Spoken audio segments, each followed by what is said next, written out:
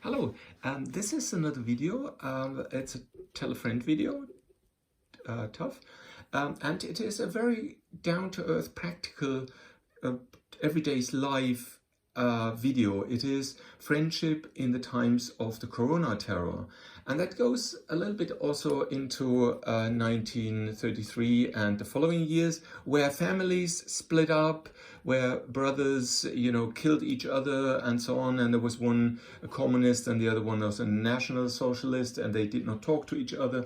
And so this break went through happy families and so on. In the Bosniak War, things like that happened as well. People that kind of in a family with different racial backgrounds, there was then a division, and it's terrible. So you have people being killed, rest in peace. So that is very, very terrible.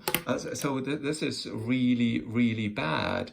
Now, the thing is, how do we deal with friendship in the times of Corona?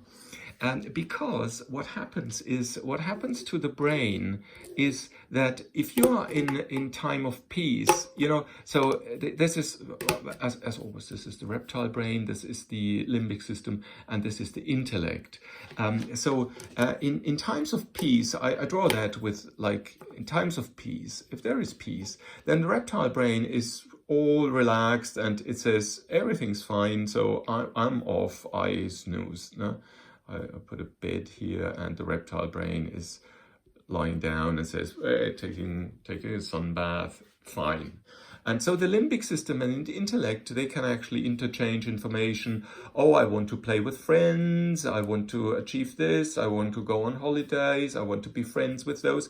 And the intellect and the limbic system, they exchange information. The limbic system says, I want these friends, and the intellect says, okay, this is how you get them best and how you treat them and so on. So this is all, fun, and everybody gets along very well. Now the big problem with the terror, now the terror strikes, and this guy actually gets up, is very, very angry and alert and says, okay, I fight.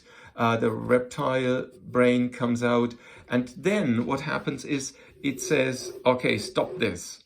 We follow a leader, and then in war we go. War, and there's no thinking, there's no love, there's no, well, let's consider, let's be reasonable or so. No, that stops completely. And now the problem is now, if you say, I don't know how it is, like Machiavelli, it's normally the distribution is 90% follow, like in time of war, which is also genetically very successful approach, that if a tribe is attacked, then you shouldn't send half of them out fighting the enemy. You should kind of send 10% out, and the 90% they hide in the woods or somewhere. And then if all the 10% are being killed, then after some days or weeks they come out and still are 90%.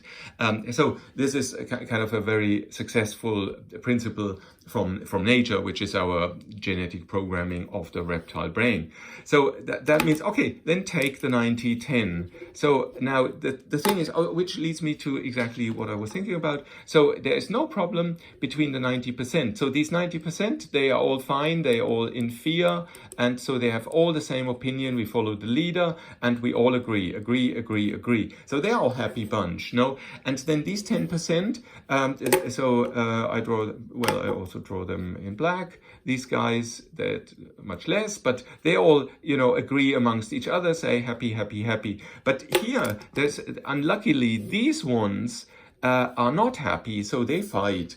And now the thing is, why do they fight? Here was everything was love. Everything was, I understand you, I accept everything. But here now, the same people, they turned into kind of enemies, when war comes up, or terror comes up, or fear comes up, and we have to go to war. Now, how? And this is the question, because after war, there will be peace. Yeah? So we will have pieces. Yes, there will be peace. And then, these guys will not be red anymore. And these ones, okay, that's a little bit biased. So these 10% will remain green. And so there will be a happy bunch again.